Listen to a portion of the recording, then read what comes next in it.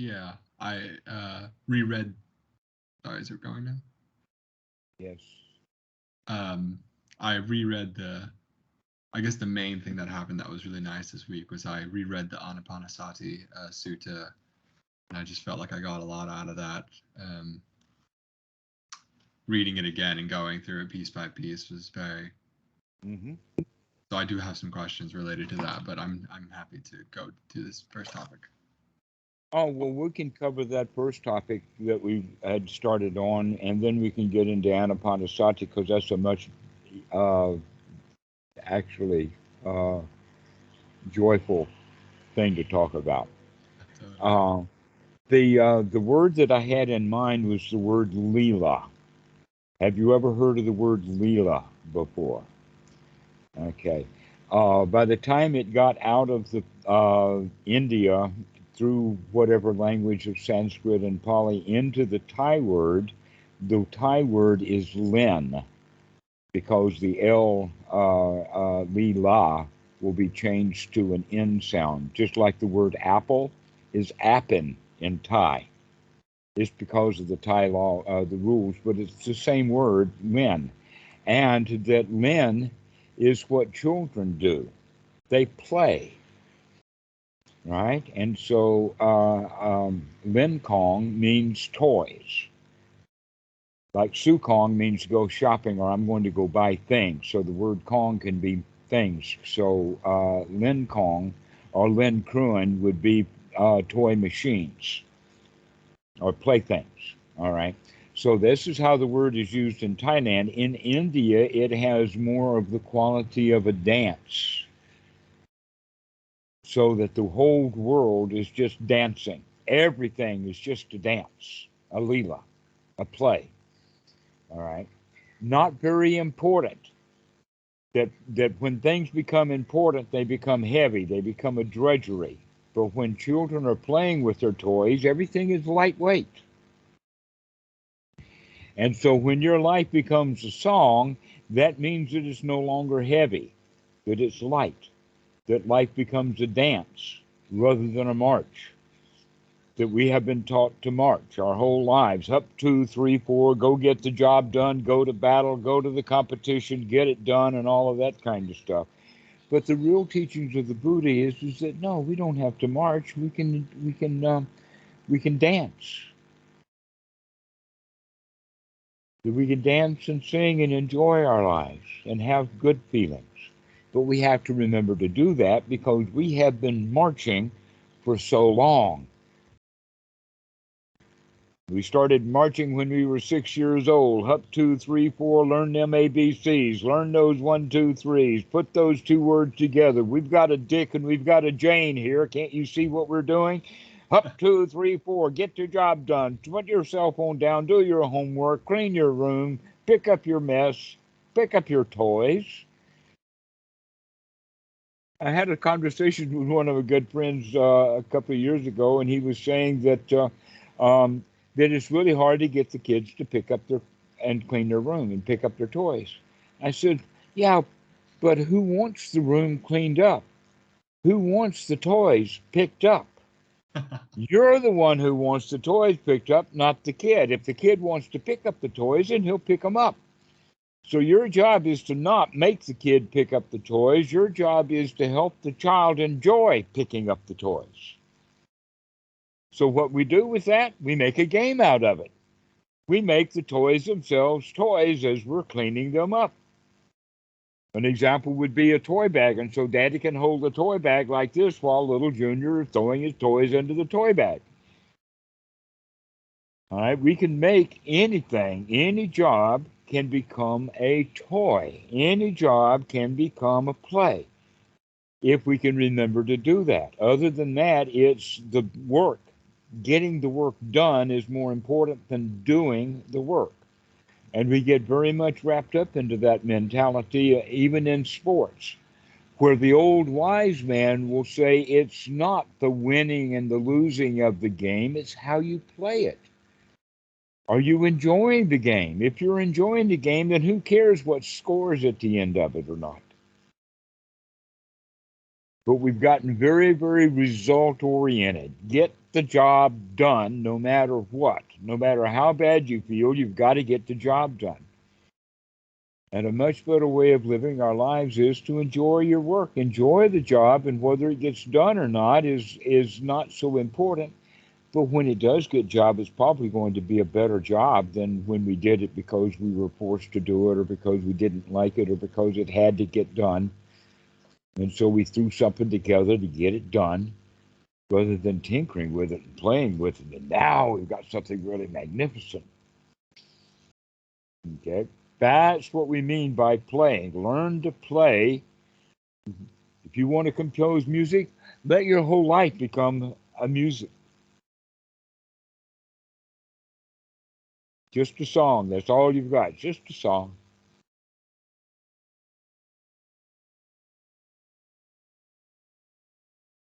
Now, in fact, we can think of it that in this way that particular thought, life can be a song, is a philosophy.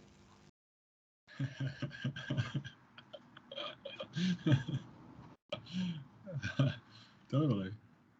But this is a philosophy we can live rather than study out of a book. And when we live a philosophy, that makes it really easy. When we're studying it in books, it's oh so hard.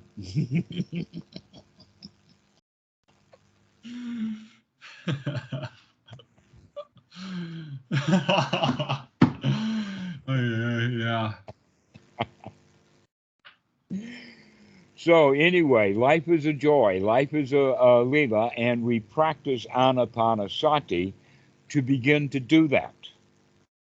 We begin Anapanasati in the investigation of the things that are changing. Notes keep changing. As far as copying and music and going and whatnot like that, one of the things that I would say is that the very first human who let out the very first scream was the only original music there was. After that, everybody's just copying. Even Beethoven is not doing anything, he's just copying some old man's scream. That's interesting. That's very interesting. Right. And so we elaborate on it. We make it a little bit special. But that's all it is. All music is just letting it out. Yeah. What is we letting out? That out breath. Just let it out. And that's music. Totally. It kind of seems to me to relate to like the idea, like, I don't know if this is even, it seems like a Buddhist idea that like everything changes, but everything's the same, right? That everything's in constant flux, but at the same time, what is in constant flux, like the fact that it is in constant flux, is kind of a permanent thing, right? So it's like, in a It way, depends upon the way that you're looking at it. Okay. That if you are in fact riding a wave, then that riding of the wave is up and down and up and down and up and down. But when you draw back from it far enough, you can see the up and down without being in the up and down. And then you can begin to see the similarities of the waves. But when you're stuck on a wave, it's down, it's up, it's in between, it's going down, it's at rock bottom, it's on the way up. Nadir, zenith, nadir, zenith, nadir, zenith, and a whole bunch of zeros in there. And that's why we see life like that life sucks when you're riding the wave. But when you're standing back and seeing the waviness, now that becomes a joy, is to get away from it all, literally. Far from the maddening crowd that are riding the waves or own the cycle. So, yes, we can say the more things change, the more they stay the same, is only true in the sense that we've changed our perspective. That things are constantly in motion when we're close, but when we draw back, they begin to see that everything's the same.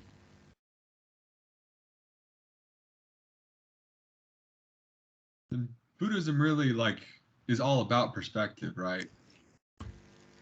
And coming out of it. Okay. But it's really it's purely focused on perspective. Well, actually, a better way of saying it is focused more on observation. And because I say observation, that means that perceptions and perspectives is something that is to be observed. Mm. That this is something that is in Western Buddhism only a little bit, but it's a major, major part of the teaching of the Buddha. It is so major that it is the number one item on the Eightfold Noble Path. And that is right noble view. But when we hear the word view, that's a bad translation, because when we hear the word view, we automatically think of it as viewpoint. Right viewpoint, or how are we supposed to look at things? And when you read it in the sutras, it doesn't answer that question at all, because using the word view is not the right word. That investigation, observation, or looking would be much better words than the word view, because the word view can be easy. I mean, we can say view what's going on, but we don't use the word view like that. We use the word view in the sense of a worldview, a viewpoint, something like that. And so the word view makes Western Buddhism more difficult. If we would have right observation, or right looking, a right seeing, then we could get a better understanding of what right view actually is. Because what we really mean is to have one right observation means that we come out of holding views. We come out of holding viewpoints. Because in fact, a view or a viewpoint is nothing but a conceptualization. It's a mental construction, is what a view is. That we say, well, I have a worldview, but that's just an opinion. That's all it is. And when we start observing, we can begin to see holes in our viewpoints. We see things as they really are. Again, this is what the practice then of Anapanasati, the practice of Anapanasati is to help us to see the way things really are, and gives us the guidance and perspective to go in and look. And so this is what Anapanasati is all about. Now, there are two ways of looking at it. One is the original looking, the original investigation is to see what the mind is doing right here, right now, so that we can make a change to that. That when we look, we're looking with discrimination, so that we can discriminate between what's a wholesome thought and what's an unwholesome thought.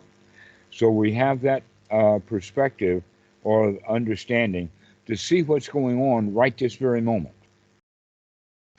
And then we can look at overall the picture of Anapanasati, is that we can see that there's one way of looking at it is to break it into two different groups. One group is step 1 to step 12, and then the next group is step 13 to step 16. In other words, we're dividing out the body, the feelings, and the mind or the chitta from the mind's objects. Now, right in the very beginning, we're going to start changing the mind's objects, because the objects in the mind are in the beginning are the hindrances.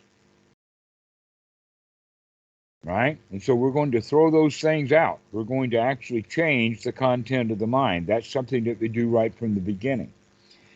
Now there's another way of looking at it, and that is that once we have taken over control of the mind and can control the contents of the mind and the body and the feeling, that by having control over the mind and the feeling and the body, that means now that we have attained, or we can abide in what is referred to as the first jhana.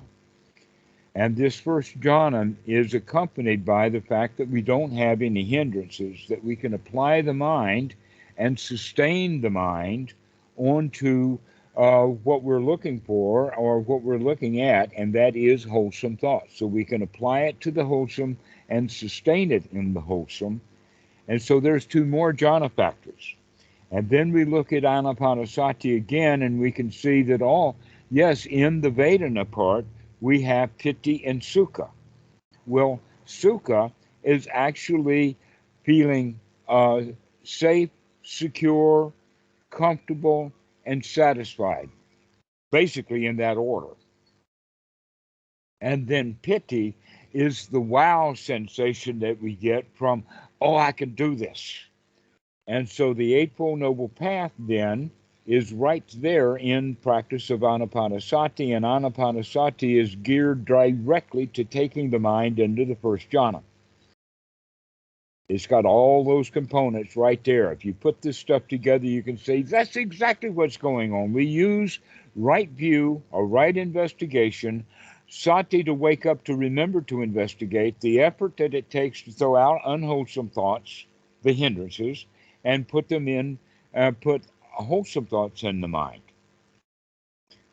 By doing so, we're also breathing well. We're remembering to breathe. We're taking that. And so we're taking control of the body by learning to breathe and know the body and relax the body. Those are the first four steps of Anapanasati. And then piti and sukha. And then step 7 and 8 is to experience the connections between the body and the mind, to see how the mind is the body and the feelings are conditioners for the mind. We begin to see that as part of Vedana, that we can begin to see the body, the mind and the feelings are deeply interconnected, just like the body and the feelings are deeply interconnected. This is step 7 and 8 of Anapanasati. So now that we've got the jhana, now that we've got all of that stuff together, now we can really do what needs to be done with step 13, 14, 15, and 16. So we could say that the first 12 steps is the preliminary of getting the mind fit for work. Now that the mind is fit for work, what are we going to do with it? The Anapanasati Sutta actually can be very, very well understood with the companion sutta number 111. The sutta is named one by one as they occur because here in this sutta, the Buddha talks about actually what we're going to do with the step 13, 14, 15, and 16. Now, the step 13, 14, 15, and 16 is anicca, or the fact that everything is changing. Then things fade away. They are in a state of cessation, and then the relinquishment. These are the last 4 steps of Anapanasati. Now, let's look at that from the point of view of this other sutta, to where once the mind is in first jhana, we're actually going to observe things. Just like in the Mahasi, they note things. Except in the Mahasi method, they start to noting while the mind still has hindrances. And they continue to note the mind with hindrances. They never go to the right effort to remove those hindrances. So what is it that we're going to note when the mind actually is free from hindrances? That's kind of a catch question or an introduction into the next part of the sutta, or the next part of it. So if the Mahasi method is noting the mind as it is with hindrances, once the hindrances are removed, then what does the Mahasi method note? That's the question. Once the hindrances are removed, what do they note? Yeah, what is there left to note? Wholesome? Wholesome. Precisely. Exactly. Congratulations. That's exactly correct. When we have removed all of the unwholesome stuff and are now in the first jhana, the only thing that there is to note are wholesome things. Makes perfect sense, doesn't it? Of course. And yet that's often an elusive kind of question. Okay, so let's look at some of the things then that we can be seen that are wholesome. Well, since we are in first jhana and the first jhana is wholesome, that means that every individual item on the list of the hindrances, or excuse me, on the first jhana, are things that are to be observed. And this is how that's done. It's done from the sense of, how is my investigation? How is my effort? How's my sati? How is in other words, we're actually looking at the Eightfold Noble Path because the Eightfold Noble Path is all wholesome. So how is my sati? Or another way of saying it, in fact, the way that it's stated in the sutta is the first thing we observe is the applied, sustained thought. How is my mind applying to the wholesome? Am I able to sustain it? That's the question. That's the observation, is to start looking at the fact that we're sustaining the mind and the wholesome. We also are bringing up the factors of first jhana in the sense of sukha. So the question is, how's my sukha? Let's look at it. Let's investigate sukha. Okay? Do I really feel all of that fearless right now? Do I feel free? Do I feel safe? Do I feel secure? Do I feel comfortable? The answer is yes, I do. I feel comfortable. This is really nice. Comfort is really good stuff, I'll tell you. Being comfortable is nice.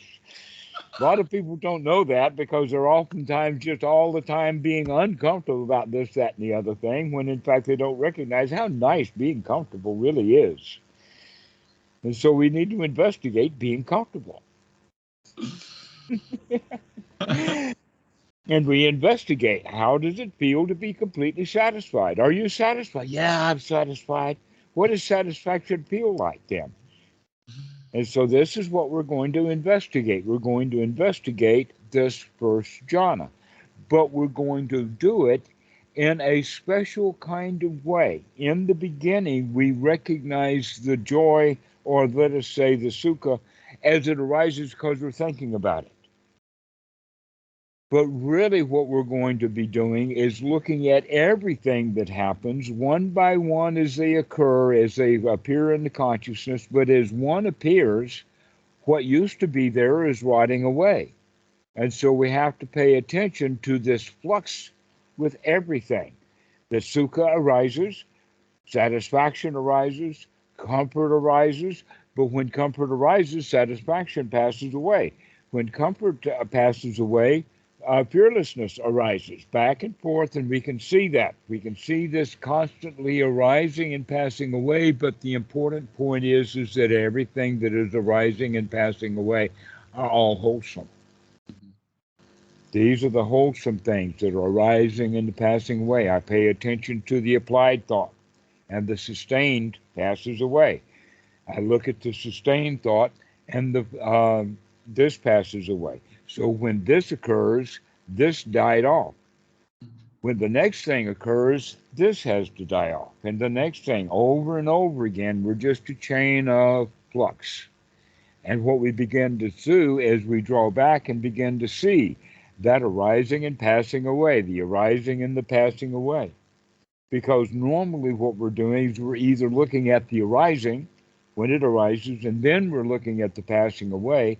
Now we're drawing back and we're beginning to see, oh, the arise, it pass away, it arises, it pass away, oh, a nadir, oh, a zenith, oh, a zero, oh, a nadir, oh. And we begin to see this stuff one by one as they occur. But it's all wholesome as things die out and are refurbished, or something new happens. And we begin to watch that. But we watch it in the sense that it's a show. It's a leela. It's a dance. Everything is constantly in motion. Everything's in a dance. This arises and passes away, and that note arises and passes away. Then, in fact, what kind of music would we have is once a note starts, it doesn't pass away. It just keeps going. How much noise would there be in the air if no note stopped? Well, imagine what it's going to be like if no humans died. What the world is going to be like 300 years from now if nobody who's alive now dies. No, we need both the arising and the passing away. That's part of the natural cycle, and it's part of the dance. It's part of the music. That we come to the end of the bar, and there's a coda, or there is something, and there's a stop. Then, in fact, one of the things that I like about Beethoven is he'll have this grand chord that is only an eighth note, followed by the whole rest of the measure is empty, except for just one musical instrument that has a whole note.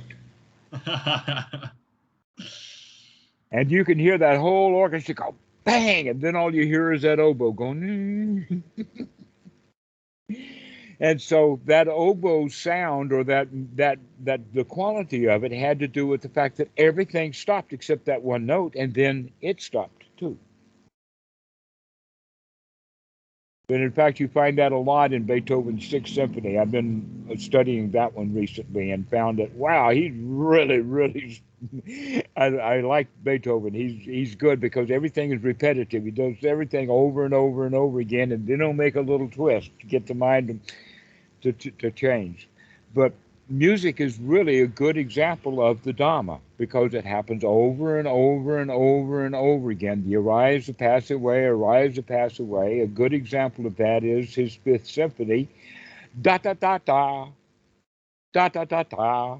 And the whole first movement of that symphony is nothing but those four notes, da da da, and followed by a quarter note, ba. Yeah, it's great. It's really amazing when we begin to analyze the music to recognize the mind works exactly that way. This is exactly how the mind works, over and over and over and over again. But we need to begin to study that arising and the passing away, and the arising and the passing away of each mind moment. And now we're doing it with wholesome things so that we see the mind in operation. We can look at the Eightfold Noble Path, most specifically the skill part set. How is my sati? How fast is it? How powerful is it? How quick is it? Now, I'm using the difference between how fast and how quick in the sense of how often does it come up, as opposed to when it is up, how quick can we catch stuff? Because a lot of what we're doing here in this practice one by one occur is some of this stuff happens really fast and dawn. And that we need to start watching that arising and passing away is some of that stuff that happens really quick in the mind. And in fact, we can begin to understand that everything that happens in the mind happens really quickly. And that a mind moment is somewhere down in the range of about 100 milliseconds. About a tenth of a second is all that it takes for things to happen in the mind. And as we study that more and more, we can begin to see things happening at that microscopic level. But at the That, same, for instance, an image, just a flash of an image. It may be the flash of an image of a bank statement or a skeleton or a dark house or anything, but it just takes a tenth of a second for that flash of that image. And then the next second, the whole system is built into fear. Just a flash of an image. And then we feel really afraid and we don't know why. Well, the answer is because you thought of something really scary. Didn't take long to think of it, but then you worked yourself up into being afraid, and a second later, you're full of terror. And 9/10 of a second, you worked up into the terror, but it was only a tenth of a second that you had that image. So, can you see those images now as images and recognize I don't have to be afraid just because I saw that image? So this is the speed that we're beginning to get to, is to see those things arise and pass away really quickly. totally. But at the same time as how fast they arise and pass away, there's a lot that happens in one mind moment, right? There's more than we're able to comprehend happens within, or become aware of happens within the mind, in the same way that, like, we were talking last time about sense, and like there's more that we could perceive, a vast, greater amount of what actually. Exactly. Now, we do not have to become experts in neuroscience. We do not have to become experts in neurophysiology, and in fact, many of the experts in neurophysiology and neuroscience are still not happy anyway. So they may have too much. All right. May have too much neuroscience. We don't have to do too much neuroscience, but it really is remarkable to recognize that the way that the Buddha described the functioning of the mind, it winds up being that exactly in the structure versus the function. That he's got the function of the mind down because that's what he studied. He didn't have a scalpel. He didn't have MRIs. He didn't have all the equipment that we have now. But the stuff that we're having now and the instrumentation is figuring out, surprisingly enough, that the Buddha was right all along. But at the same time, I mean, I don't know. I don't need to bring it here. But at the same time, to bring philosophy into it, it's really difficult to attach, an MRI scan to what's actually happening in the mind, right? We can look so far, they'll work that out. They'll figure it out. They're getting some instrumentation. They'll work that out. Can you imagine how the world has changed simply because of a thermometer? Before we had thermometers, all we knew was I feel hot and I feel cold. We had no understanding of ice. We had no understanding of steam. We didn't know any of that kind of stuff. All we had was the feeling where I feel hot and I feel cold. Now that we have thermometers, we understand 0 or 32. We understand 212. We understand 0. Not only that, but now we can go up and we can understand the melting point of iron. And we didn't know those kind of things a long time ago. All right, thermometers have radically changed our whole way of living. Science, almost all of science, is built upon thermometers. Why? Because we recognized finally that the thermometer is nothing but the measurement of energy. That energy is actually nothing but motion. And the question then is, what is moving? The answer to that is yes, the heavier it is, the motion that it has takes more energy. But we couldn't have worked any of that stuff out until we had gotten a mercury thermometer. Okay, so now that we have MRIs, now that we have these brain scans, what are they going to be able to do with them in the next 100 years? Marvelous things. No doubt, no doubt. So we can look at it from that way. Yeah, we can praise the neuroscientists and give them an attaboy and tell them, you guys keep going. I'm sure that you'll figure out what we already know. And that is how the mind works. Yeah, because it does kind of seem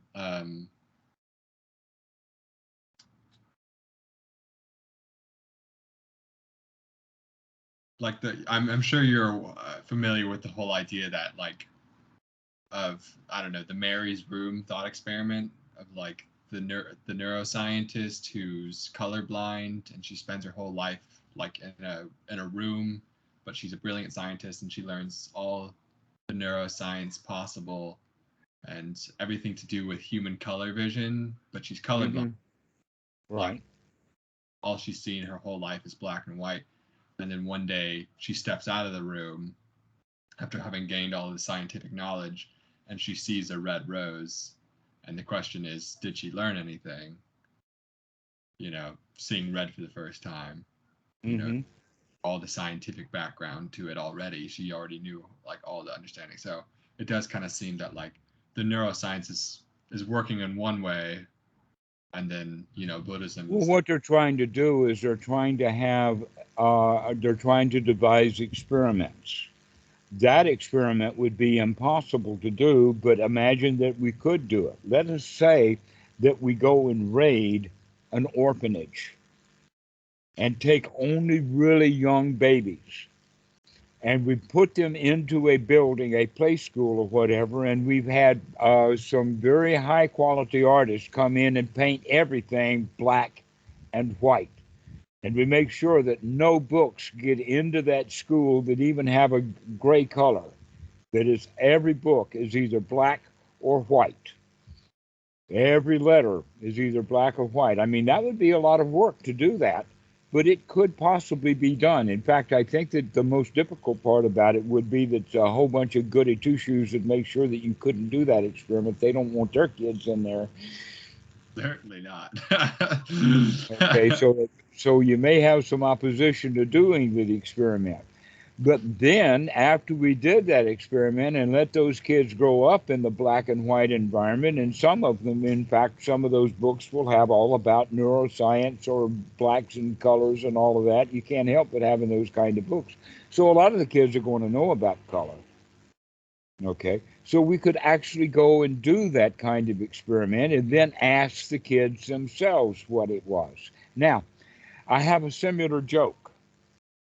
And the joke is that the mom was one of these helicopter green moms. And she wanted to make sure that Junior had only really, really good, high quality food.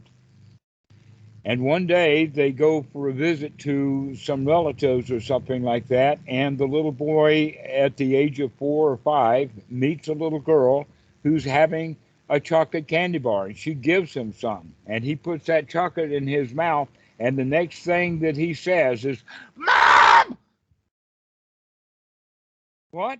He has felt robbed. He was 5 years old before he ever got to taste of chocolate, and he's really angry at his mom because he didn't get the chocolate. Okay, so that's possibly going to be the outcome of that thing when those kids walk out of that thought experiment that you've got of everything in black and white, and they start seeing color. They're going to feel robbed. They're not going to feel like they've learned anything. They're going to feel robbed. Totally. Well, another way of simplifying the thought experiment is talking about I forgot what it's called. Is it marmalade? It's like an English spread. Actually, yes, marmalade is English. There's also Australian marmalite. Marmalade, yeah. So either marmalade or marmalade, and it's a very particular flavor. So the idea is someone can describe to you what marmalade or marmalite tastes like, but until you've actually tasted marmalade. I think you're talking about the marmalade. The other one is just marmalade is just a fruit jam. Yeah, no, right. No. It's something that you put on crumpets. It's a sweet thing. Right. No, that's marmalite. It has the graininess of sand. Right. And it's got to have liver in it somewhere.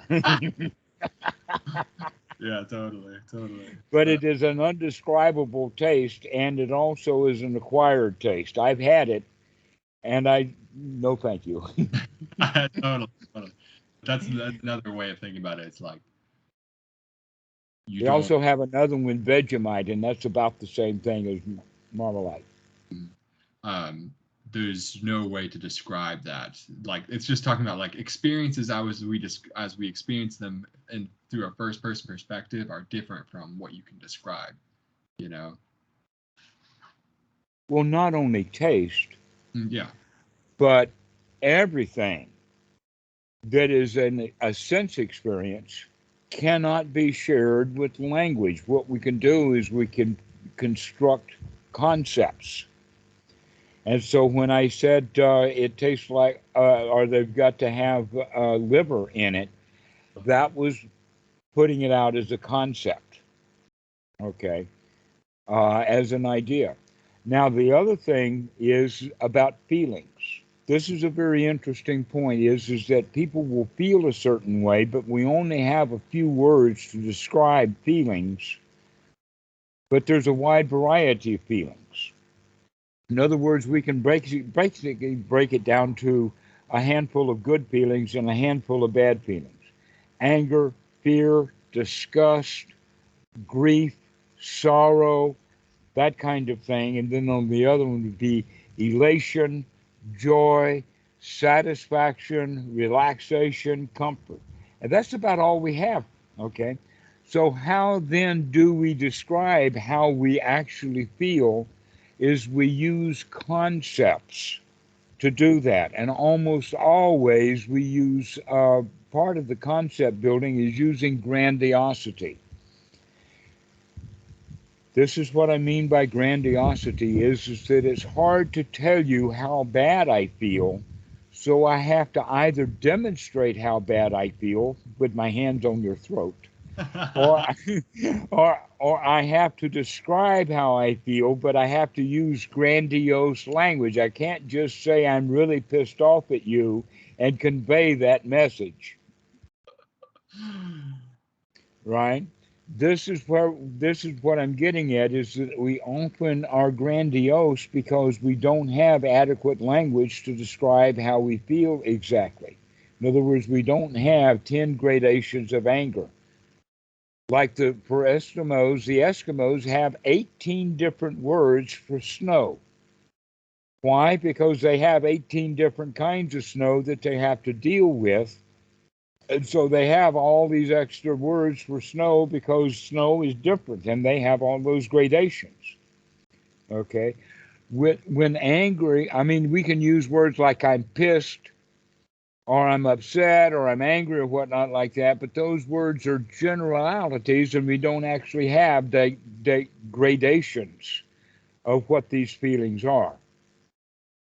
Maybe that's what the philosophers can do is they can sit down in a room together and make each other feel various ways so that they can come up with a new language so that they can precisely define exactly what feeling is, and you have that particular feeling and have an actual word for it. Well, I think the people who describe the feelings in gradations are not the philosophers, right? But poets, right? I mean, we would think of poetry as like, you could say like I feel. But the poets are painting pictures again. We don't have actually just language. They're using words to paint a picture or to build in a concept. What I'm actually talking about is actually let's go in and scientifically define feelings and give a particular word for it. Mm-hmm. So that then people will actually know how they feel.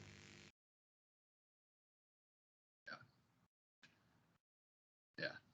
That's tricky. So that's one possibility. But we don't have that, and we don't have any possibility, just like we don't have a possibility of doing the thought experiment of taking a bunch of orphans when they're very young babies and putting them into a black and white building. We just can't do that. So we don't know the answer as to whether the person who has learned something or not. So those kind of philosophical questions really have no meaning until they're brought back into how do we actually live our lives.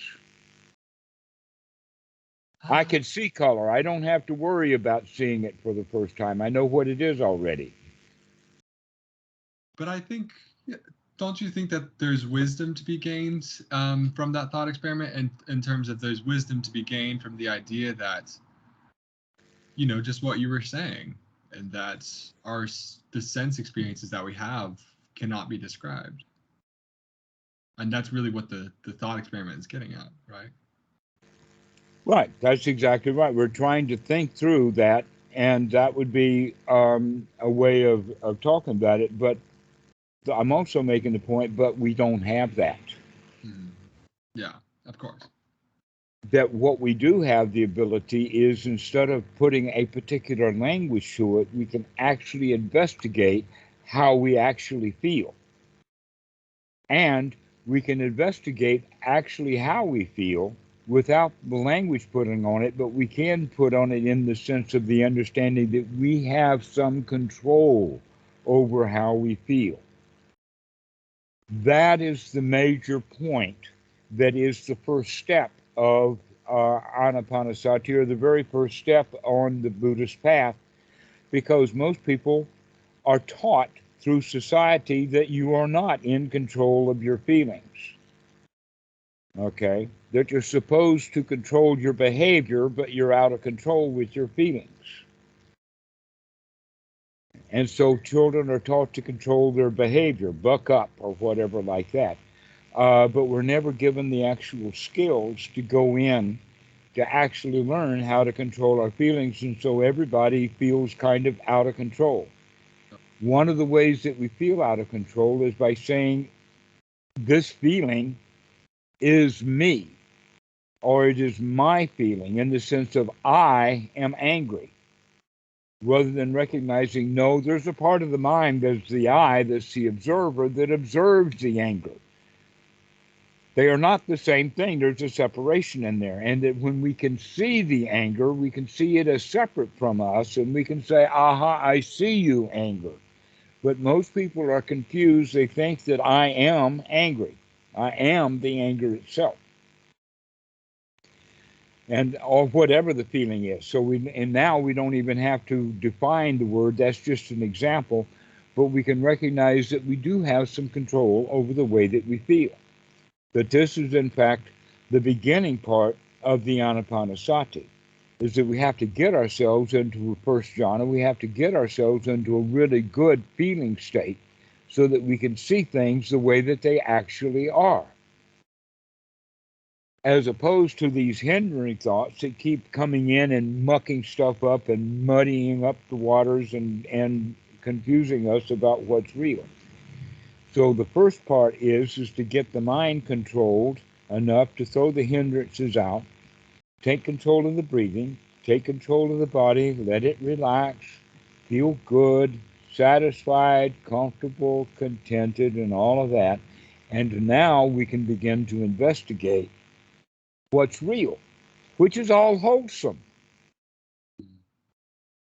I was wondering though, with once you've gotten into the first jhana, let's say, and it's all wholesome, you're within the process of observing. When you're in the process of observing, you're still applying the attention to feel wholesome thoughts, right, and to think wholesome thoughts. Yeah. Mm-hmm. That's what we mean by the applied and sustained thought, not just merely as a concept, but the observation. Am I doing it? Am I applying the mind to the wholesome? Am I applying the mind to to sustaining it? To sustain that wholesome, to keep it going, to not allow the unwholesome thoughts to come back in. This is a big part of the skill. The skill is to get the mind into a good state and then keep it there. And to be on guard for the hindrances that will pop back into the mind. Aha, I see you too. Out you go. I'm going to be satisfied here for a moment. I don't need to think about Aunt Susie and the argument that we had. I don't have to think about the bank. I don't have to think about that email. I don't have to think about the boss. I don't have to think about God. I don't have to think about religion. I don't have to think about anything. I can just sit here and just relax. Yeah, totally. That's what we mean by aha, I see you, Myra, is I don't have to think that stuff. Because when I do think those thoughts, I don't feel satisfied. But when I have satisfying thoughts, then I can feel satisfied. So now I can get myself into a really, really wholesome state. But now the only thing there is to observe is wholesome things. So one of the ways of looking at it is that to observe piti, we really need to have some piti. But as we observe piti, we recognize that it's not only just exuberant and really, really marvelous and wow, what a good kick I'm getting out of the whole thing. That actually takes some effort. And that I can let that effort move down just to the level of sukha, but now I'm really, really satisfied. And I'm really getting a load out of how satisfied I am. Until later I recognize that getting a load out of being satisfied is also a little extra work. Why don't I just go into a state of completely and everything is just so nothing. And that's when we're really relaxed. Yeah, totally. This is the level of upekkha. So we have piti, sukha, upekkha, and all those three things are they're the same thing, just the intensity level is different, but each one of them needs to be observed as they arise and pass away. So the piti arises, it passes away into sukha, sukha arises, it passes away into equanimity. And we begin to watch that process. That's what the rising and the fading away is all about, is to recognize, yes, that everything is fading away.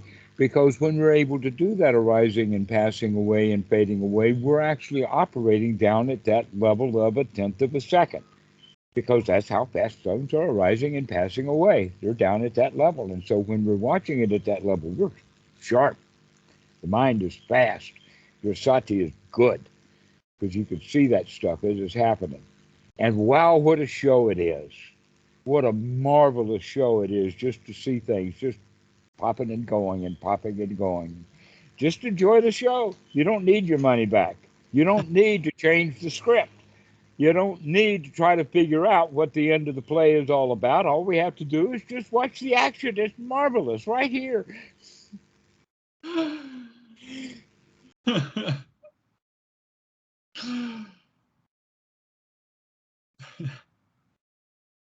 Yeah. So this is the practice of the Buddha, to recognize that, hey, this is the end of it. It's just, that's all there is to it. Just perception and feelings, and we can let those pass away, and everything is just easy peasy. Life is such a joy. It's easy. It's a leela. It's a dance. It's a play. Everything's a toy. Nothing's important at all. Except philosophy. Now, philosophy, that's important. Maybe. I don't know. I'm just teasing you. But it is, I don't know. I get such a kick out of it. There's.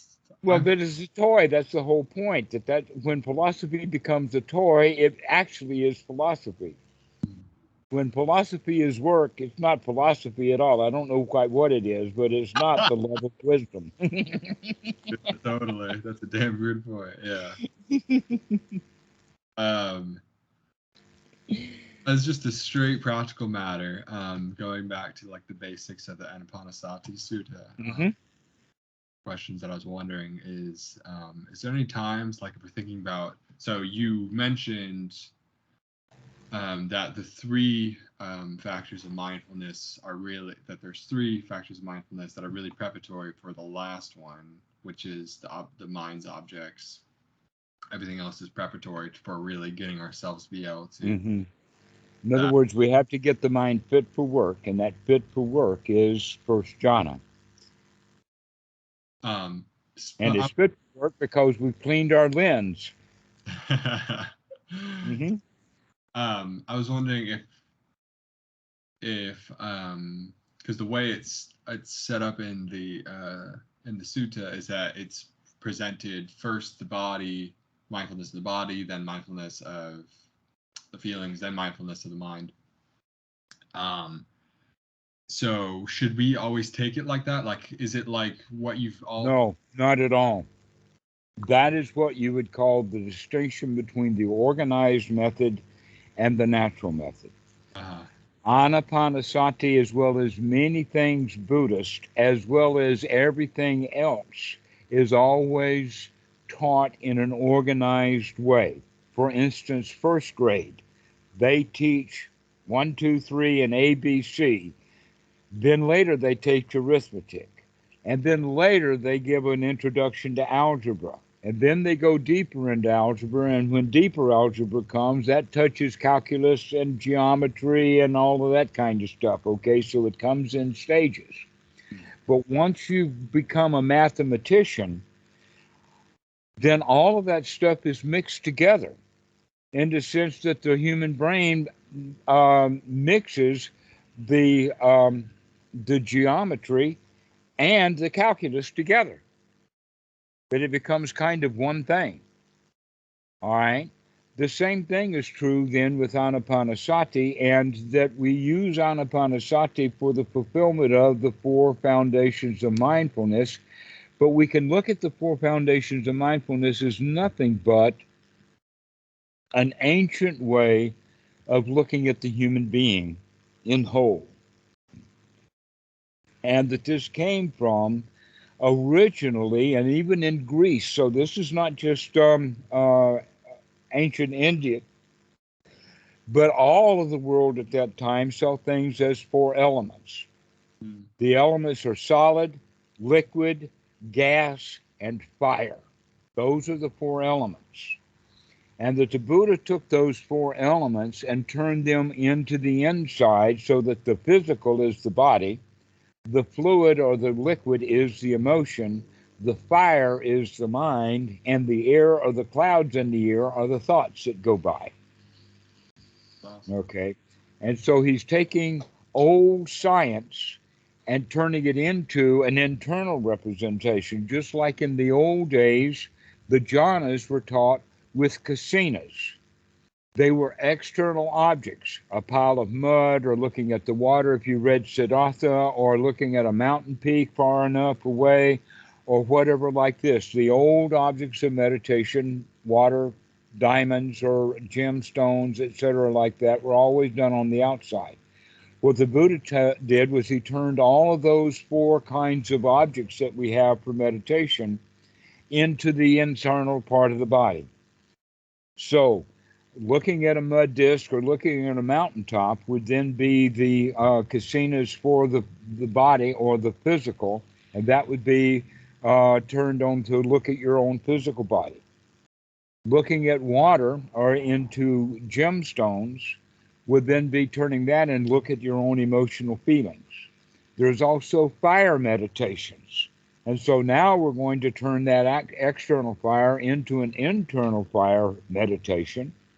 And also think about it like this. There are three fields that are part of the next one, and that is weather, astronomy, and astrology are all air meditations. Look at what the air is doing. Okay, and so now we take that on the outside and bring it onto the inside of the mind and look at what the air is on the inside of the mind. These clouds that float by, this weather that we have on the inside, this lightning storm that happens, or maybe all of the stargazing that we could be doing, etc., like that. And so we take the external world and bring it into the internal world, and we bring the meditation objects out of the external world into the internal world. You could say that that, in fact, was the major change that the Buddha made, is he stopped looking on the outside and started looking on the inside. That's where the real solution to one of all of life's problems are. That all of the ordinary people are always still looking for things on the outside. We look to governments and business and education. We look for power on the outside. We look for tools and weapons on the outside and all of that, to where really the Buddha's whole thing is, let's stop looking at the outside world and start looking at what's going on inside now. So with that, fire, water, air, and ground, they don't have to be done in any particular order. We just happen to have gotten in the habit of naming them in the order that they are named.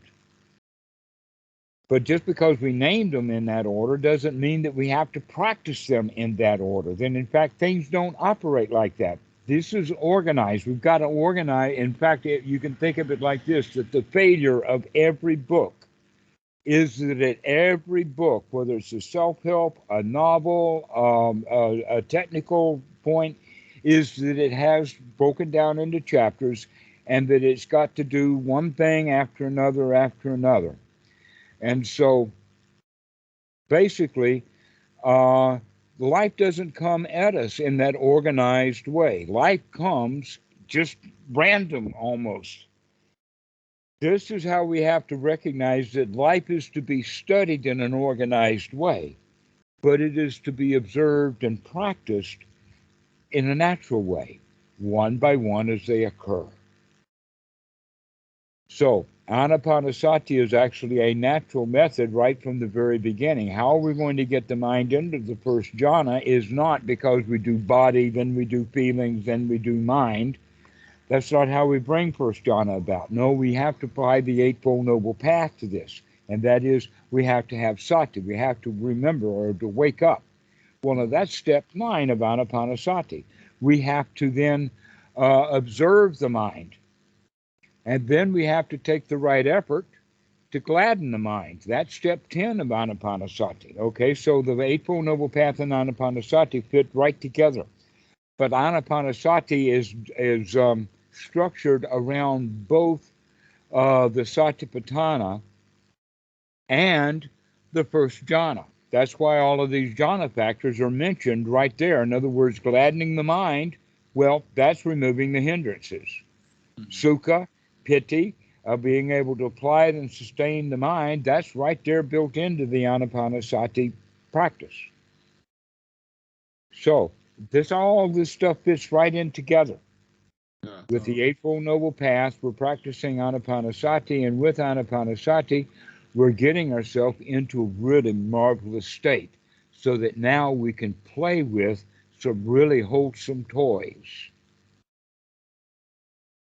Very wholesome toys, like how's the mind? How sharp is it? How's my sati? How's my investigation? How good do I feel? How is my sukha? Ooh, sukha.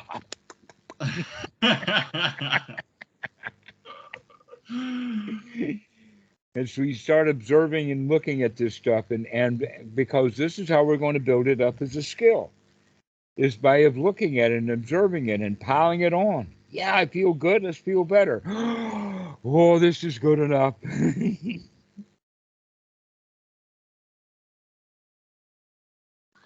And so this is the Anapanasati that is all integrated into this idea of learning how to play. That life is just a leela. That life is music. And we watch the notes arising and passing away, and we see the rhythm, we see the harmony, and we see the repetition, the beat, over and over and over and over again. That's how we learn to boogie. Yeah. So, would you say that in all situations, the best way of going about things is to apply the steps of Anapanasati just as we feel like it? So, like, I want to gladden the mind right now, so I'll gladden the mind. I want to observe the body right now, so I'll observe the body. I want to observe the mind right now, so I'll observe the mind. I don't need to do anything particular because nothing particular. Yeah. Mm-hmm. Well, you've been doing that your whole life already. You just didn't know how that you were doing it, or didn't know the difference between wholesome and unwholesome. So we haven't really learned much, but we learned enough. But that's interesting as well, that because the Anapanasati Sutta doesn't mention wholesome and unwholesome thoughts, unless I'm wrong. Ah, but that's because that was a particular lesson given to a particular group of people at a particular time with a particular intention. We need to read some other suttas. See, that's what I'm getting at, yeah, in terms of That in fact number 118 and 117 are very much companion suttas, just like number 118, the Anapanasati Sutta, has a companion also of the Satipatthana. The Satipatthana and the 117, the Great 40, which has the exposition of the Eightfold Noble Path, those two sutras don't make too much sense together. But you put the Anapanasati between them, and you can see that the Anapanasati Sutta is actually the practice of the Eightfold Noble Path, but Anapanasati is practice for the fulfillment of the for the four foundations of mindfulness. And all of this stuff fits back together. And then we can have other suttas, like for sure 117 talks about that one's right effort is to remove unwholesome thoughts and put wholesome thoughts in. And that's where we can see the connection then with Anapanasati of the gladdening of the mind is actually putting wholesome thoughts in. Then we go to Sutta number 19, and number 19, the name of that sutta is Two Kinds of Thoughts. And there the Buddha gives a great exposition of what is a wholesome thought, what's not a wholesome thought, and then he tells the story of the cowherd, which I'll tell you at a later time, which is to be able to whack those unwholesome thoughts and to get them clean so that you can get your thoughts, your cows, all into a wholesome state, so that you have one wholesome thought after another wholesome thought after another wholesome thought. That's explained in that sutta. And then we have other sutras that talk about the way that this fits into the path, in the sense that number 48 says about that when the student comes to the knowledge that no matter how obstructed the mind gets, that he can in fact clean that out and come back to this present moment to see things how they really are. Okay, but you got to read a different sutta to get that part of it out. But then you can take and put all of this stuff together in the mix and recognize that the Buddha's got a unified package here. It's just not done all in one sutta, and that you have to put them together. Why That are in fact, go ahead. it doesn't matter too much, but why are they? It seems like almost random in terms of like where they're placed or whatever. Like, shouldn't maybe the Anapanasati Sutta be like Sutta number 1 or something, or at least? Well, like, there is actually a method.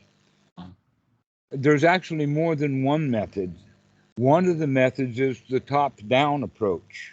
And the top-down approach from the very top of the apex would be that all of the teachings of the Buddha can be wrapped up into just 3 words or 4.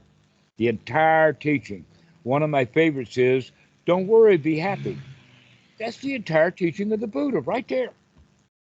Another one would be from Goenka. He says, never mind, start again. Which means see what's going on and then forgive yourself for it, get over it, and then come back to the meditation and start again. That's the whole teaching. The Buddha himself had it down to 3 words, dukkha, dukkha, nirodha. To see the dukkha, throw it out, and get yourself into a state of non-dukkha. That's the whole show right there. Don't worry, be happy. Stop being worried right now and be happy right now. Right. That's all there is to it. However, that's not enough for most people. They need other things. They need tricks. They can't take such a simple teaching and just apply it. Well, it's really easy to misinterpret that as well, in terms of like I know, like over this week, there were a lot of times where I was observing the thought within my mind that like, oh, you're so stressed out right now. Stop, just stop feeling this, or whatever. So it's really easy to just get like angry at yourself or whatever, and just like have this feeling like just throw it out or whatever. But at the same time, it's like it's not going anywhere, and it's, I don't know. Well, another way, see, what happens with that is that you're making a judgment call in the sense of, oh, that thought is bad. Mm-hmm. Or you should not be having that thought. Or why are you doing that to yourself? All 3 of those statements that I just made are critical thoughts. Mm-hmm. A nurturing thought would be, well, I don't have to think about that. That would be nurturing. Oh, I don't have to do that. Here you're saying, you should not do that. How could you possibly feel good if you keep doing that? Well, how could you possibly feel good by telling yourself, nah, nah, nah, nah, nah, nah, nah. That's the unwholesome part right there. Yeah. That's brilliant.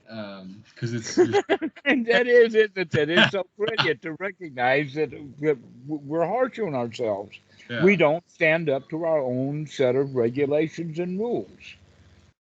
But again, we need to forgive ourselves over and over again, or be nurturing, not even apply the rules. Just say everything's already okay. I don't need those rules.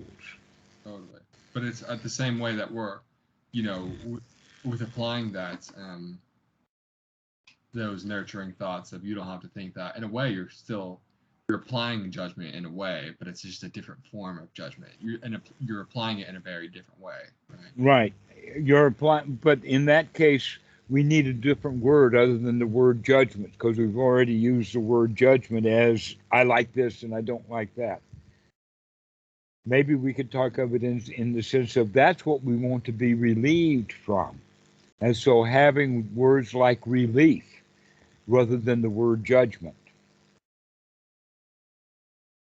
to become relieved from making the judgments. This is what we would then, that's why I use the word discernment as opposed to judgment. The discernment is, oh, I don't particularly need that. Imagine it's almost like that you're packing for a trip and you're packing your backpack.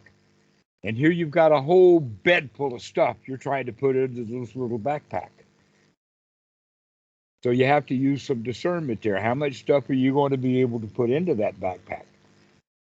All right, so that's a different way of looking at it, rather than I like this thing that's on the bed and I want it in the backpack. So that's the judgment, rather than does it fit? Is this useful, wholesome, valuable right now? So that would be the discernment. And the language that we can say is, wow, I don't have to do that. I don't have to carry that one around. I don't need that in my backpack. I don't need that grand piano or grandmother or anything else in my backpack.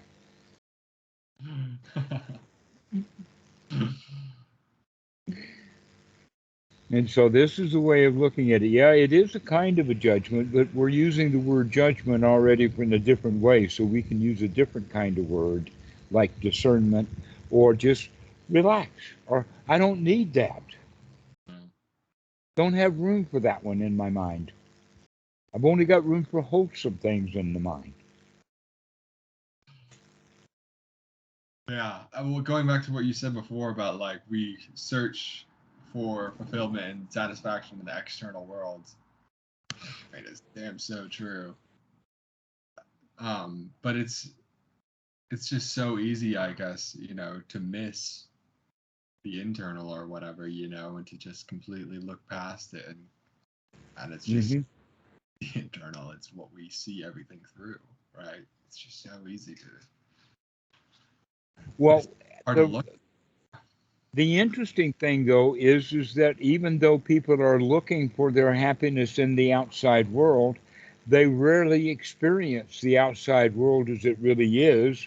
We almost always experience the outside world through a filter that we call perception, and perception uses old data in the past.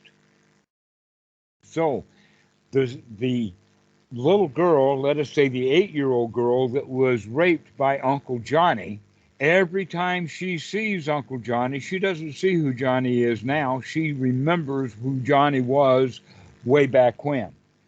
The lady may be 45 years old and Johnny is 70 now, but she still sees Johnny the way that he was when he was a teenager and she was a child.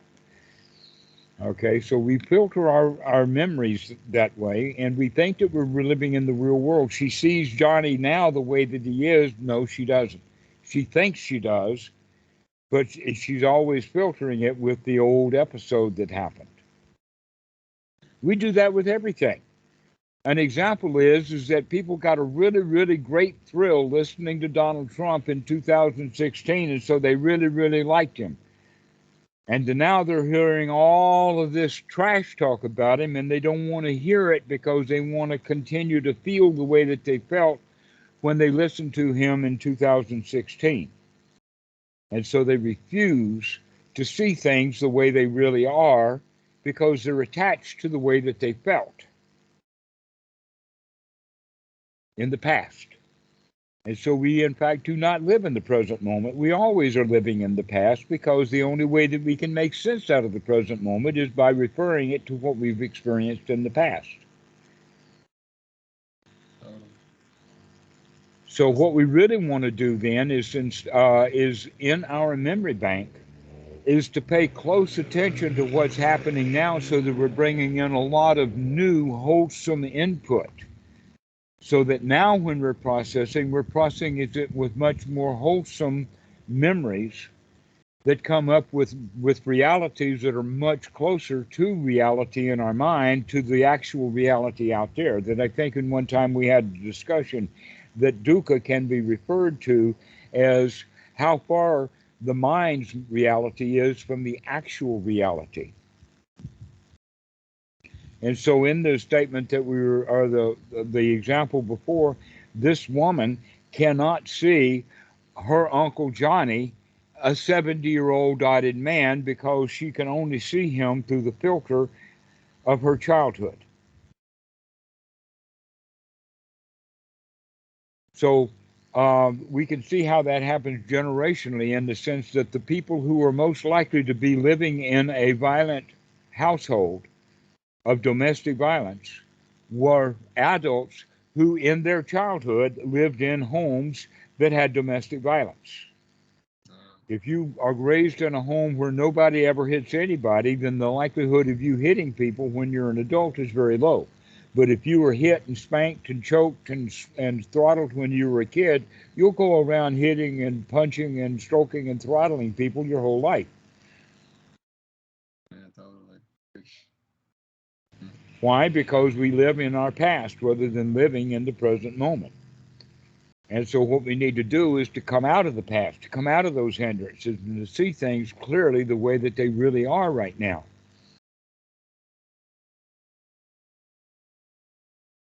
That's the teachings of the Buddha, is to be here now with the reality of what's happening right now. And there's many sutras where you can see that. That in fact, possibly the one that's the most surprising and almost the clincher is, what did the Buddha call himself? He did not call himself Buddha. He did not refer to himself as Siddhartha Gautama of the Sakyan clan. He was known in some cases as Sakyamuni, but the question is, how did he refer to himself? Isn't it something like Mr. Here Now? Mm-hmm. The word is Tathata, or the Tathagata. He was the Tathagata, and the word Tathata is built right into it. The one who is here now. It's badly translated as the one who is gone to the thus, or the thus gone one. That's, that's 16th century language. That's intense, yeah. Thus gone one. But modern language would be the one who is here. Here he is. That's what the word Tathagata means, is here he is. That's the teaching, is to come and be here. Don't be in the past. Be in the present moment. Don't be off in the future. Let's be here now. Why? Because now we have control over the way that we feel. If we're thinking about the past, then the past controls the way that we feel. We will feel the way that we used to feel. Or we can make a choice, make a change, and say, no, I'm not going to feel the way that I'm used to feeling, or the habit feeling. I'm going to feel the way I want to feel instead. Let me play with that. Yeah, totally. I think it's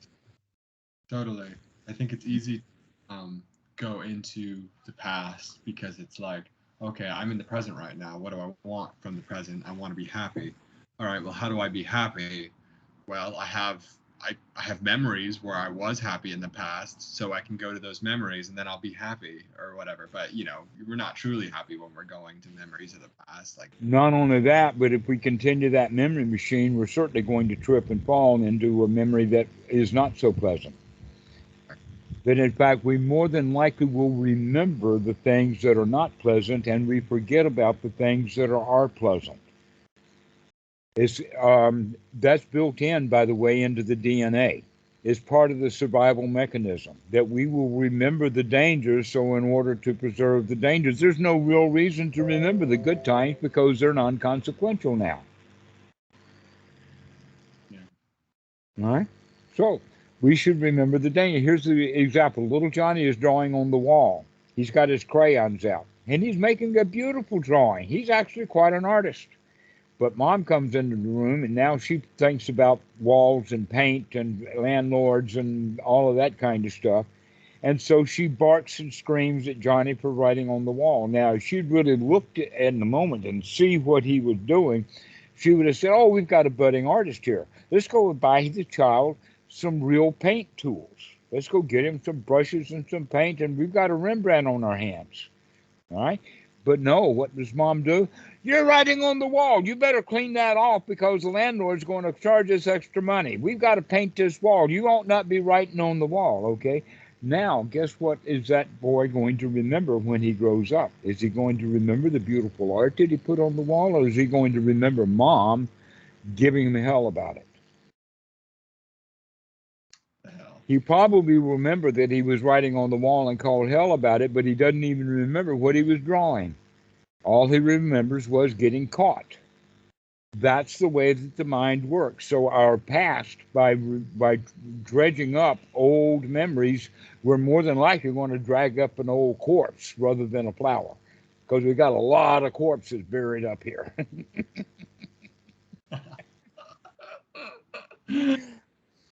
That maybe what we need is some new flowers, so we can have a whole lot of flowers. That's awesome. So yes, it is possible that that's, in fact, I tell the students, but don't go back into the past when you were a teenager, or when you were 11, or even when you were 7 or 8. Go back to when you were 2 or 3, because that's when you knew how to play. That was when kids have real joy in life, is when they're 2 and 3 years old. By the time they're 6, sorry, we're already into the business of doing what we're told to do. Yeah, it's true. So if you can stay with really early memories, then you can have great joy. Interesting. But by the time that you're 6 years old, they put you to work.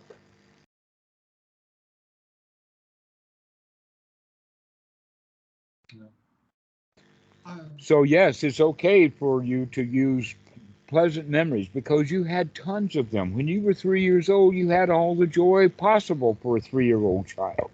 And you can have that again today. You had it then, you can have it today.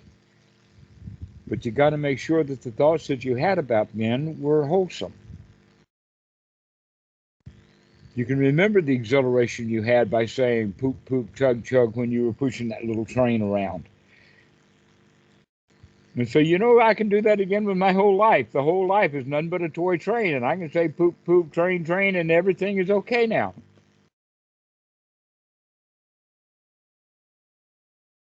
And so our little toy train in the mind becomes a joy. It becomes a toy. It becomes a leela, and we can dance. That's what we need to practice doing. And yes, if you can find some joy in your past, go find it. But be careful, because right around the corner is going to be a whole lot of misery, because we've been piling on and remembering a lot of misery in our life. And that's the part that we need to stay out of. That is very interesting. Very interesting. Mm-hmm. So yes, there is great joy. You have had great joy in your life. I know you've had great joy, because I can see it all over your face today.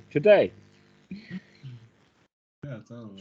Some students, it's really hard to get them to crack a smile. Yeah, totally. Mm-hmm. So you already know how to feel. You know how to feel good. So we need to practice that, because you also know how to feel bad, and you've been practicing that really, really well. One of the ways that I say it is that everyone is skilled at talking themselves into feeling bad. Now it's time for you to talk yourself into feeling good. And one of the ways you can do that is by remembering how good you used to feel when you were a kid. And you can feel that way again. It's funny. Where my apartment is, I am there's like a preschool or something right there on the street. Like Mm-hmm. I hear the kids going at it like all day and whatnot. So it's pretty funny to hear that. I think they're a little bit past the age of like everything is wonderful. I don't know. But they haven't lost it completely. Preschoolers, A lot of jokes. they are standing at the door of hell, Yeah. but they haven't stepped in yet. Yeah, it is a very interesting perspective. Absolutely. Yeah. Mm-hmm. So go make friends with some of these toddlers. Go make some friends with some of these 4 and 5-year-olds. You can learn a whole lot about having fun from them. Totally. Because they Yeah. haven't forgotten how.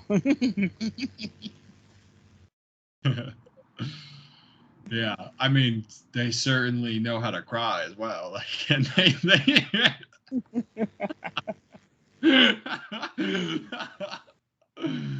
But yeah, So they you've come. got a marvelous opportunity. You want to study philosophy?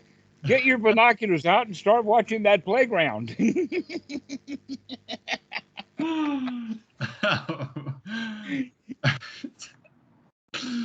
There Right. you'll find some real wisdom to love. Mm. Yeah.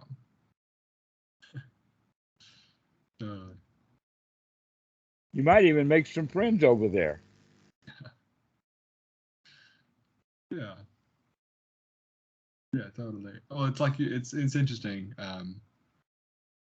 that because you mentioned like it's bad for a child to be raised by a bunch of other children, right? It's better for them to be raised by a whole family of adults and be raised up around adults than it is to be raised up around like a bunch of.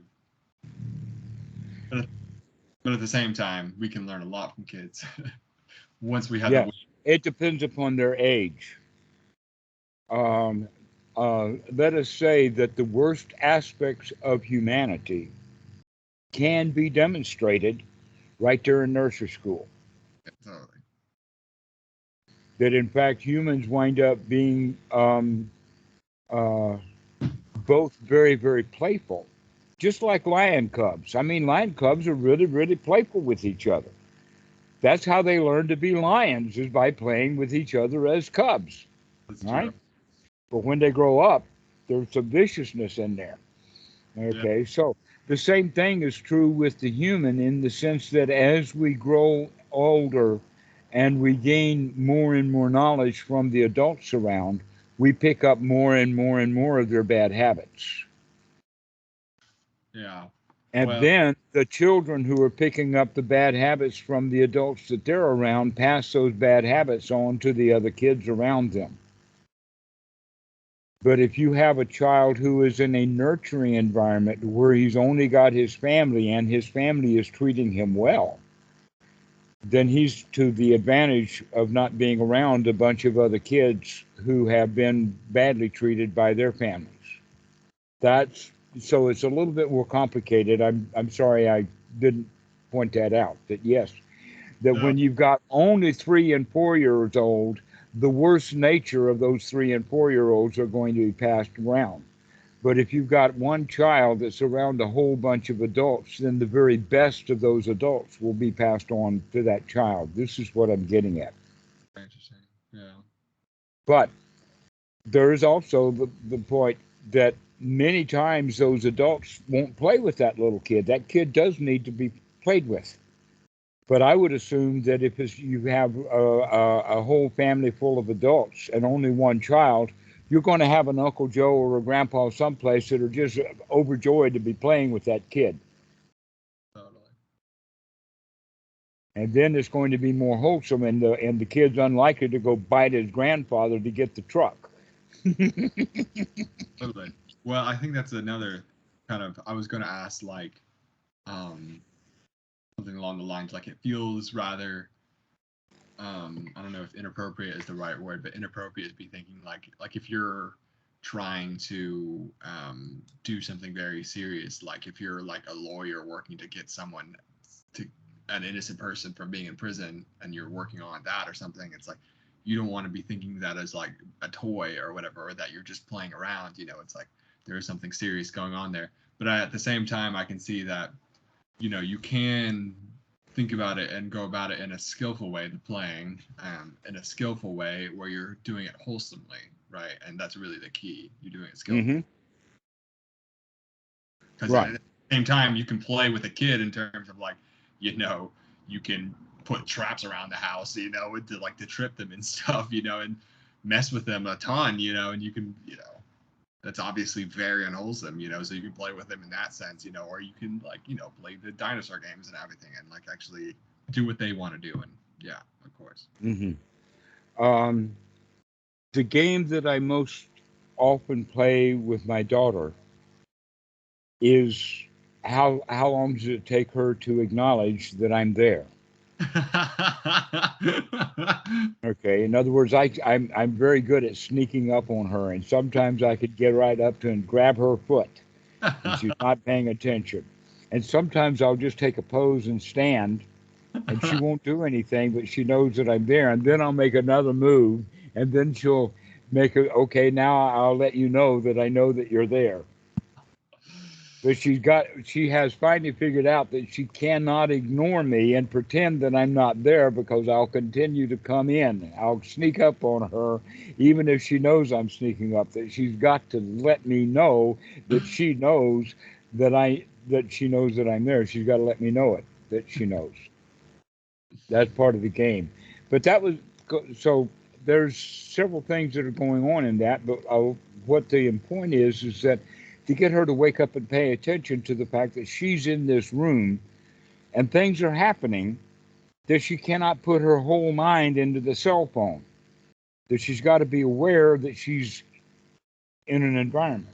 This is actually what you would call ninja training. Totally.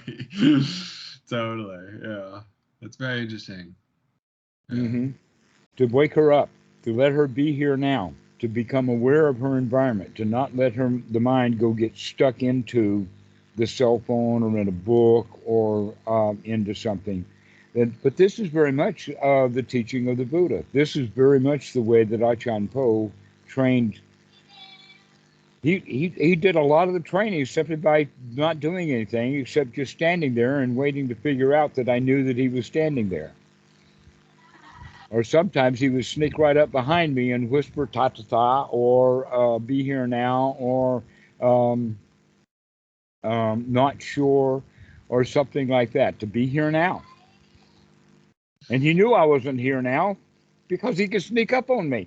If I was really here now, then he would not have been able to do that. Totally.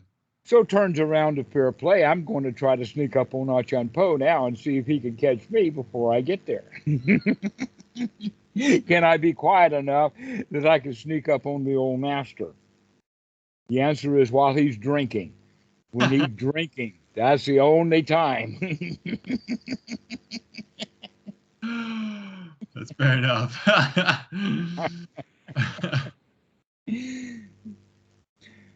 So, this whole point then has been going from the idea of a joy, a leela, a play. Even my teachings from Achan Po were playful. Everything winds up being playful. Even the defense lawyer can be playful at being a very excellent defense lawyer. And by doing so, with his playfulness, he's going to be very good friends with the DA.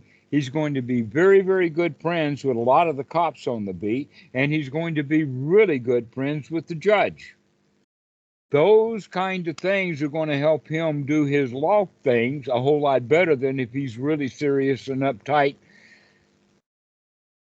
and demands that he gets his way. Yeah, totally. Okay? So that's the way of looking at it, is that even the defense lawyer can make his life a joy, make his life a play, by taking the importance of the winning of the case out of it, and having the important thing is the way that we relate to people. That it's the way that we live our lives. It's the way that we play the game, not the winning or the losing. Yeah, and that's really Buddhism, like the ethics of it, right? I mean, if you can even say, right, it's exactly that. It's not about the winning or the losing. It's about the relation that we have to what is. Yeah. All of it has to do with friendship. Are we friendly with ourselves on the inside? Are we friendly with whatever happens on the outside? And that's all there is to it. The Buddha even says that. It's in the suttas. By the way, the name of the sutta is the Half Sutta. You can actually type into Google Half Sutta, and it'll bring this dude up. Half Sutta? Half, Half, Half Sutta. Because the point is that friendship is not half the Dhamma, it is all Dhamma. It's the whole show. It's not just half. Yeah, totally. I mean, yeah, that's so funny. I don't know. It's just absolutely hilarious. Because I mean, that's wonderful. But there's so much philosophy around what is it to be a friend, right? That has been going on since like the ancients, you know, like what does friendship mean, right? Well, the answer to that lies in the fact, can you be friends with yourself on the inside? Because if you can do that, then you can be friends on the outside. That's the distinction between the half sutta versus the whole sutta. The half sutta is that, oh, you have to be friends with everybody on the outside while you can be miserable on the inside. Don't work. No, you've got to go be friends with the inside first. And when you're really, really accepting and loving and nurturing and satisfied and happy and wholesome on the inside, how can you help but treat other people the same way? Totally. And so that's the friendship, is not the outside friendship. It's the inside friendship that defines friendship. That's incredible. And if you know how to learn how to be friends with yourself on the inside, then you'll naturally know how to do it on the outside. Because we're all the same. Yeah. And you can recognize that whatever you've got on the inside is the same thing is happening on the outside. An example of that is that I'm working now with Dan Ingram and Steve to have our next talk. About the Mahasi method and the difference in the ways of the teaching. And the way that I want to look at that and mention to them is that it's not about who teaches what, or even that all of the Western Buddhist teachers teach this, that, or the other thing. It's because we all have started into ignorance. The problem is the way that we're practicing. The problem is our ignorance, not who teaches what. And so there's no reason to go around and say, well, this teacher is teaching wrong, and that teacher is teaching that wrong, and this teacher is teaching that wrong. Let's not work on it from that level. Let's look on the level of what works. Yeah. And then we don't have to concern ourselves with who teaches what that doesn't work. All we need to do is to figure out what does work without criticizing the other guys, because maybe when they hear what does work, they'll start teaching correctly. And then how can we compare and compete with each other? I don't want him to know the right Dhamma because I want him to stay a bad teacher so I can be a good teacher. Is that the teaching of the Buddha? Totally. No, we want to stop our competitiveness, stop our competition. That is And absolutely. just be friends with everybody. Oh. Let that friendship be the teaching itself. Totally. I'm curious. I think you've mentioned bringing Dan and wanting to bring more teachers into like a space where like an open mic type thing where everyone can talk to each other. I personally, I would be super interested to be able to be a part of like listening to all those different perspectives. Yeah. Well, you can join. We already have 3 a week. We have one on. What country do you live in? You're in, huh? I live in the U.S. Yeah. You're in the U.S. Okay, so Friday evening is a good time. 7 o'clock Pacific up to 10 p.m. Eastern time on Friday evenings, we have the Sangha meeting. And I would very much like to see you there. Yeah, I show up every once in a while, but like, yeah, I won't be You've able to. You've probably seen the reference, and all you have to do is to click on it. Yeah, I've gone. Oh, you've been there. Yeah, I was wondering. I think you have gone to it. Sure, but I just mean with like, not to put, everyone there is extremely wonderful. There's no doubt, but to have other people who have really studied the Dharma for like years,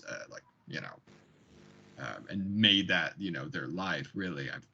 I think pretty much everyone that goes to the Sangha that I'm aware of is more or less lay people that are have at most I don't know, a very just not like super. Well, okay, I hear what you're saying. I don't want to put judgments on it. Let me say it like this. Let me say it this way.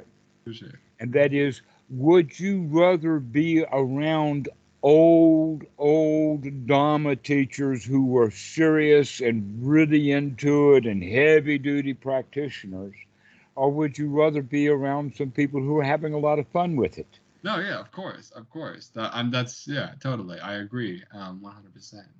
And then I think you do see, there does seem to be a lot of the former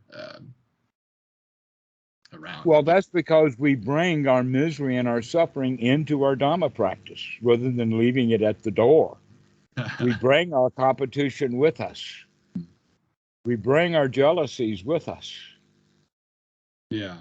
I don't know. I would just, in terms of, I guess what I was getting at is no one within the Sangha that I know is really kind of putting forth a version of their of the Dharma. You know, in a way we all are, but no one's, no one's. I don't know. I guess to put it in specific, like I feel like I got a lot out of like Kula Das's work or whatever. I'd be very love to have him like in a call or whatever, with everyone to be able to talk and to like, I don't know. I just feel like it'd be so interesting, to talk about the different methods or just, I don't know, just anyone that liked, because it's like, and especially the view that you talk about jhanas specifically, it's just so different from like how you hear about them normally, where it's like it's a deep meditative state that you have to like really work into versus it just being something that comes. What would you think? Let me ask this question about that. What would you think normal, ignorant Western people who have all of the Western tools and all the Western society about working hard and going deep and doing all of that kind of stuff, how would you expect them to approach Buddhism? Totally, absolutely. Okay. I mean, the whole thing is. And so when they think of jhanas, they're thinking about what they would expect it to be rather than, and so even when they're reading about the jhanas, they're doing it with confirmation bias. They think they already know what jhana is without actually reading specifically what the sutta says that jhana is. And when you go from the other perspective and say, oh, well, if I'm going to make a cake, then I follow this recipe, and this recipe says I need this, that, and the other thing. I need eggs and milk and sugar and flour, right? And maybe some vanilla or something like that. Okay. Now the thing of it is that if you're making a cake, but you're missing an ingredient, then will it be cake? In other words, if you have everything you need, but you don't have any sugar, and so you make a cake without any sugar, is it really going to be a cake? It may be more like bread and not like a cake. How about if you don't have any egg in it? That means that you've got no binding agent. Okay, so this is the point that we can say is that much of Buddhism is, in fact, all of the ingredients except for one or two. That this is what's been missing in Western Buddhism is this concept of taking unwholesome thoughts out of the mind and putting wholesome thoughts in. It's almost like saying, take the dirt out of your cake and put sugar in instead. Or stop putting ground glass just because ground glass looks like sugar and you don't have sugar. Why are you putting ground glass in your into your cake? It's because it looks like sugar and I don't have sugar. The answer is no, you need to go get some sugar if you want to have some cake. And that seems to be what's missing in Western Buddhism, is because they don't have the joy, they don't have the wholesome mind, the gladdening of the mind.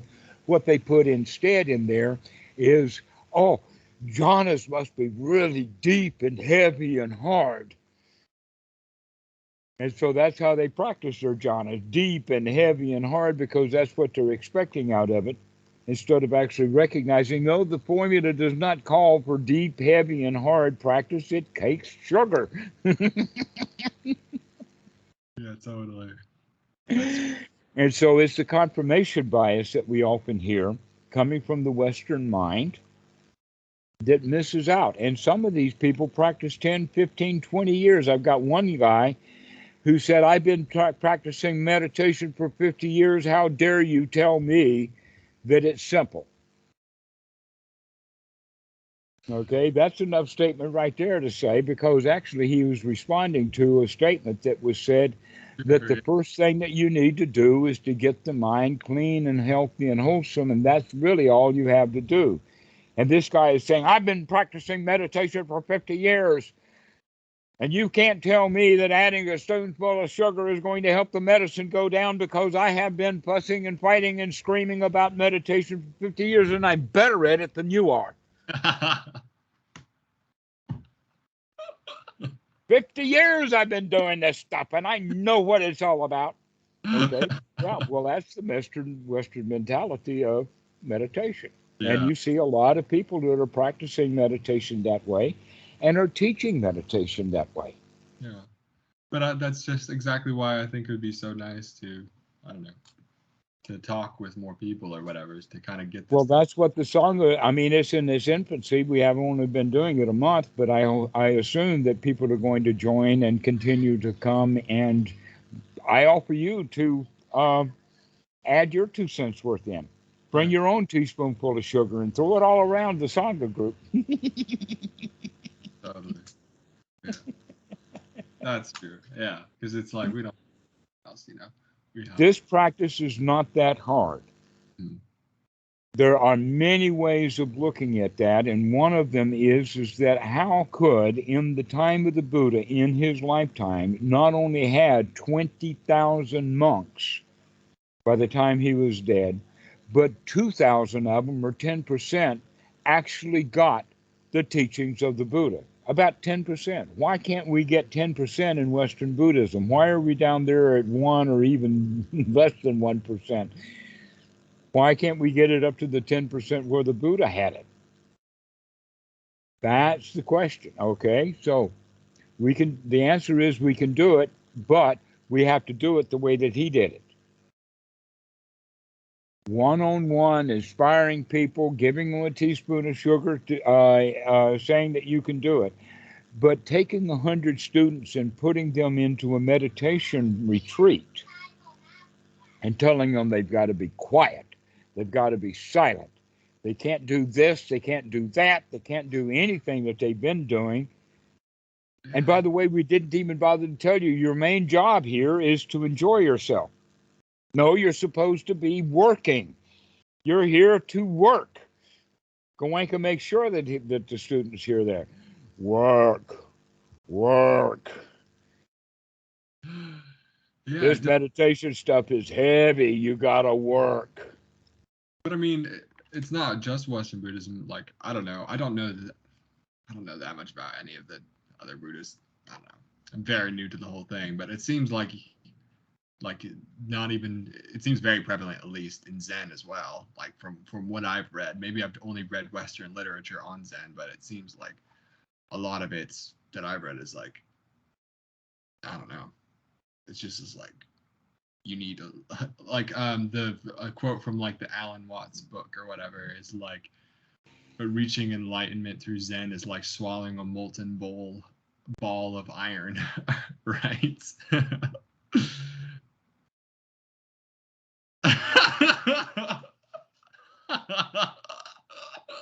Well, I guess you could swallow a molten bowl of iron if you put enough sugar on it.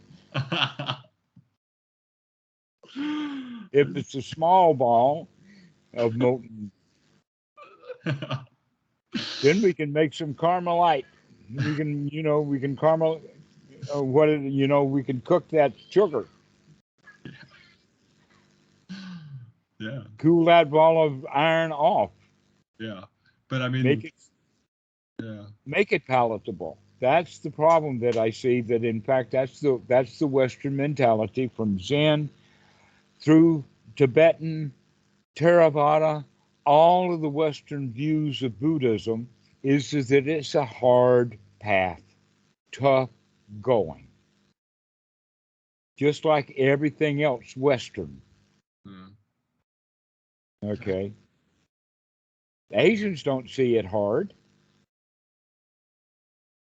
It's a way of relaxing. Totally. Yeah, totally. Yeah, it is just so. So this is the attitude. It's the mental attitude, and that we need to see it in an easier way.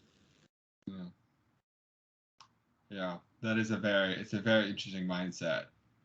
I really have been trying to cut at that idea of like, I can't remember the term for it, but it's like holding back satisfaction in the present in order to have later satisfaction, or to have a greater.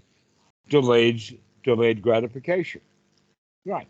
That's Western mentality completely. Learn your ABCs.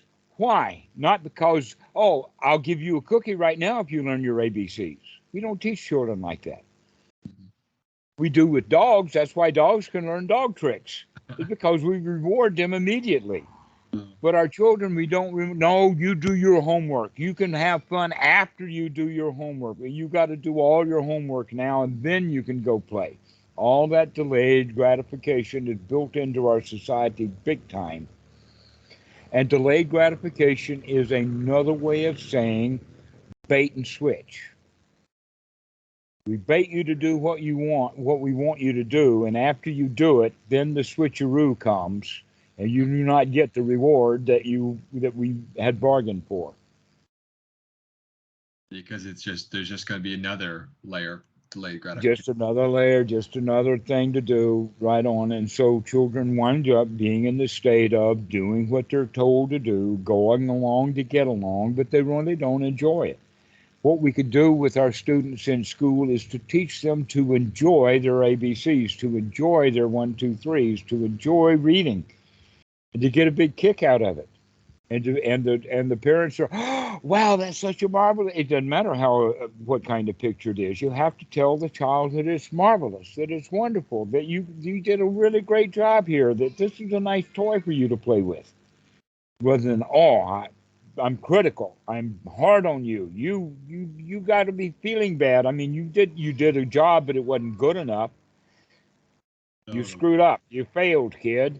Okay, and so we grow up with that mentality that we're failures because we've been told that we're failures by the older kids and by adults.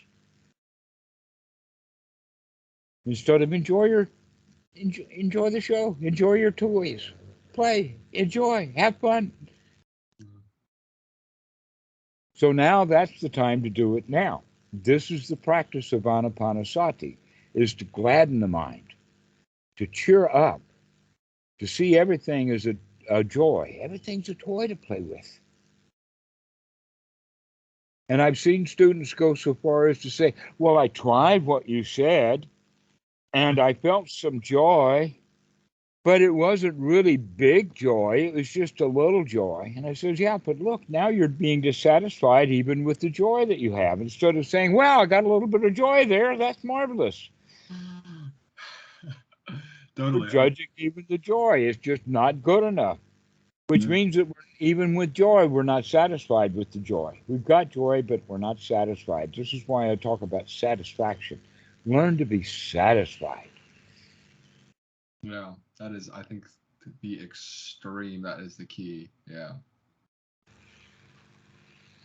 That's built in. I mean, it's part of the language of the Pali. This is what sukha is all about. Sukha means satisfaction as opposed to dukkha, which means to be dissatisfied. Yeah, totally. But even like in all like the introductory Zen books and all the Western Buddhist literature, I suppose, it's all about like getting to Nirvana, right? And then you can not worry about anything, and then you can be totally satisfied. But it's like, Exactly. You've got to attain first and then enjoy. And what we're saying, no, go enjoy, because that's the attainment.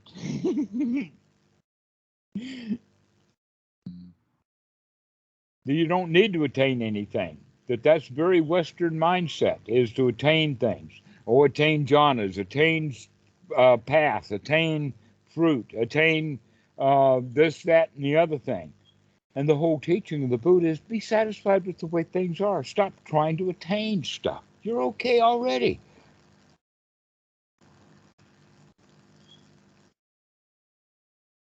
You're already there. I mean, just enjoy the show. You've already arrived at the theater now. Just sit down and enjoy the show.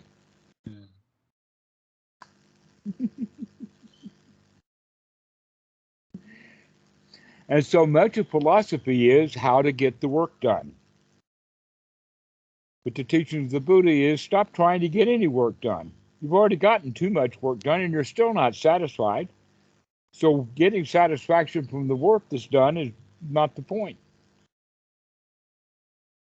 point is get yourself really satisfied, and then work is not work anymore. Now it's a toy to play. Yeah, I mean, I don't know. That is such a, yeah, that definitely, it is so true that like you know, in a classroom or whatever, like things roll around and ideas come out, and there's such a better time when people are just laughing and enjoying themselves and talking about these things and just not taking it too seriously, because it's like, I don't know, to me, just like, I think one of the big reasons I get such a kick out of philosophy is just it's just so ridiculous. You know, the whole dang thing is so ridiculous. I just think it's kind of hilarious. And it's just hilarious. Like, it's just hilarious to ask these crazy questions or whatever. And that's just and Well, you could say, in fact, that the old philosophers are the ones who are having a ball at asking crazy questions about their silly toys. Modern philosophy is reading very deep, heavy books about those same questions, but now it's philosophy. Oh, heavy stuff. Right. I mean, Rather than no, the philosophy is just a set of toys to play with. I mean, that's what the word philosophy means. totally. The sophist is wisdom, and philo is be friendly. Totally. To be fair, I do think that there's, I mean, you know, it'd be pretty hard to say that it's just totally black and white, right? That like the old philosophers just had it totally right, and the new philosophers just No. Just never anything in black and white. We've already gone through that part of the discussion. totally. You got to work really hard to make things either black or white. Yeah, because it seems that there were, yeah, there were some unhappy Greeks.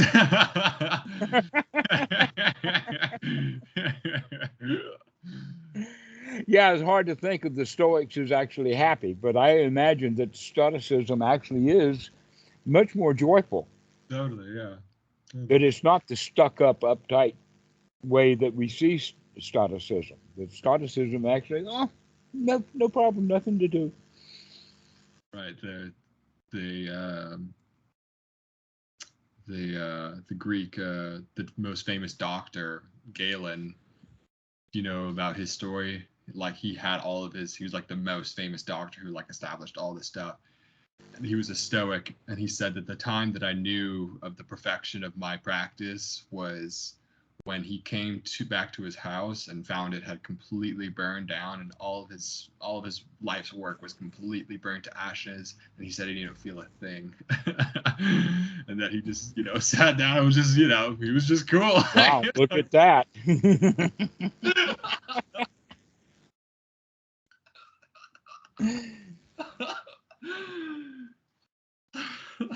Yeah, so that's real philosophy in practice.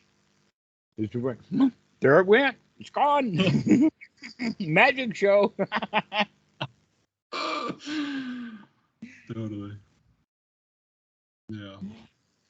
Well, let's finish this call. This has been a really great call. I've really enjoyed this. You know, this has been great, and I think that you've gotten some understanding about Anapanasati as a natural method of practicing what was taught in an organized way. Totally. But Because it's not. Go yeah, ahead. it's so easy for me to immediately take this and like start to trying to put it like into those boxes and into those forms of like, you know, okay, this is this, and then this is this. This has to be here, and this has to be here, you know. But to be just like, this is just a really nice thing, you know, like you said, just a toy to be played with, you know, like, yeah, it's a Great. Well, that's the new attitude to practice with, is that you can do this. This is a toy to play with. I can handle this. I can watch that mind, and I can clean that stuff out and have wholesome thoughts and just enjoy the day. One by one as they occur, because everything that occurs is all wholesome now. All right. Well, we'll see you later. I'll see you later. Great to talk about. This is really great stuff. I really enjoyed talking to you about it. I feel super lucky to even have that opportunity. Me too. I lots of